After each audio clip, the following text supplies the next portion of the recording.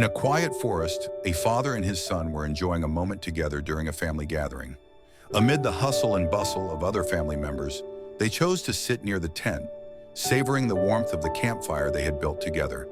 The crackling sound of burning wood, combined with the distinct aroma of the forest, created a serene yet comforting atmosphere.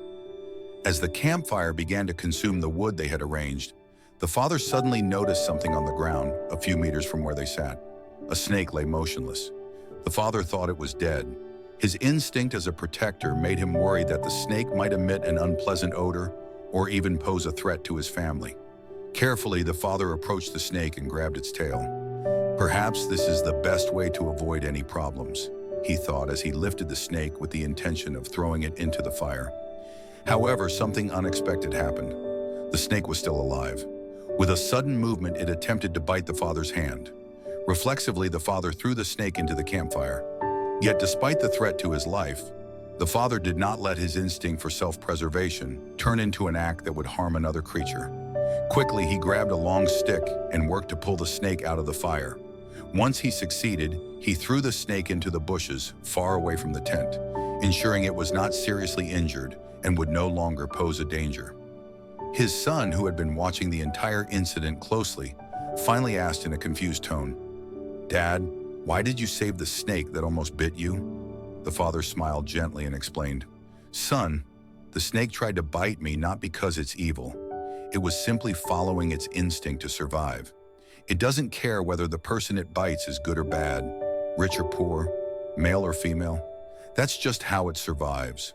But I am different. I have a choice, and I chose not to repay harm with harm." The father continued with a wise tone, "Life is about choices. We have control over how we respond to every situation, whether it's good or bad. If we repay harm with harm, how are we any different from those who do wrong first? God has given us intellect, reason, and a conscience so we can choose the path of goodness, even in difficult circumstances." The son listened intently, beginning to grasp the lesson his father was imparting.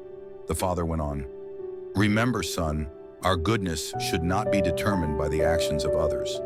The snake was merely acting on instinct, but humans have the ability to choose. Even under pressure, we can still choose to do good, and every good deed we do, no matter how small, reflects who we truly are." That night, a profound lesson took root in the child's heart.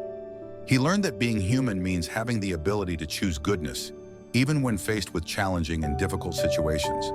Kindness is not just about reciprocation, but about holding steadfast to principles.